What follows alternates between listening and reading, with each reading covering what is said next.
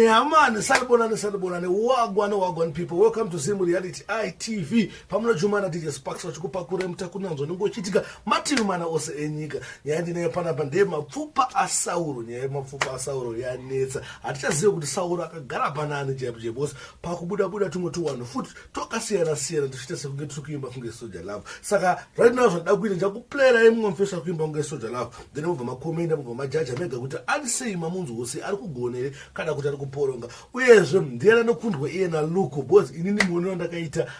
pana Luko ma1 Luko ndiye munhu kuimba kunge Soldier Love but still uyu futi sindasita record a song angori ma freestyle chichichichi pamwe akazo record zvinobuda futi sekunge Soldier Love andiri saka ngetiwa penguwa wese but still lati mukomende pa support uyu akafanana naye futi na Luko ikati Luko ari kumberi saka ndakuti apana satapedza ngwenya akawanisa even nangokuatidza video yacho remukomana wayo Pabudakwa, Sigoyetika, Matitaka Mugeto, Atisuanika, Ageno, Iripo Babasa, Pamejavo Kungo Sasa, Upenyo no Dagushanda, Ahati Makasa, Bataurire, Bamba Klasa, Kutizaka Ipasianda Rasa, Pamwe Vachitandina Bata, Asiwachona Dava Isadaza, Kushanda Kuribo, Tichisa Zimapo, Vasunandri Palo, Vachano Daira, Vachangonotielo, Udirirai, Unondi Wanandina Shingirai, Mambana Negelina Gamushirai, Vachasi Wanaguti Inansi Waindi Shanda Gudai, Inampoma Pezi, Vachatindru Kwenda Kumwezi, Asi Kupera Kwemwezi, Lengenda Kumaneti.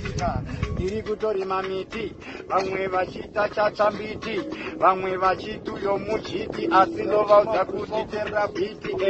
takarova zvimahoforosi, vamwe vakarova zvimagulovhosi, mangwana tokwanisa tenga bhurubosi, ozviona kuti ini ndopinda zveposi, ati vamwe vane mafoshoro, unoona kuti upenyu mutoro, ndopaninoti chitororo, aiwasvika vane sando,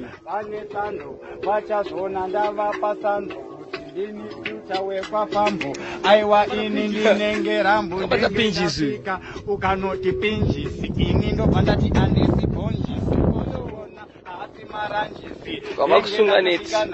ipapo ndati vamwe vachisunganeti vamwe ndo banda kanda maneti ndo banda vashuna kuti straight ndo vaudza kuti ayizi beti unenge wakakwira padramu kana kunoshedza kamu mangoma acho igamu ozviona kuti nenge shamu masidzi akadyarwa hapa ona masidzi tatodyara vamwe vakuti tiri kurwara taita mari totanga kufara vozviona tavapusha mubhara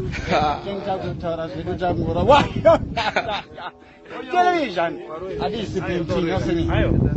ndofunga mangozvionera mazvinzukira kuti zvoshuwa here kuimba kunge Soldier Love ari kuimba kunge Soldier Love but ndizvo here zvoshuwa zvaitwa na Soldier Love kana kuti zviri kuitwa na Luko ndizvo here zvaitwa na Soldier Love zvoshuwa asi tongoti mapfupa asauro amuka sauro asikuda kuita se arove nangoni sauro angoramba aita se achirira style pattern yake haisi kuzoita se haisi kuzopera because so far tinoona pana vanhu kunyuka vari kuita sekudaro. Thanks.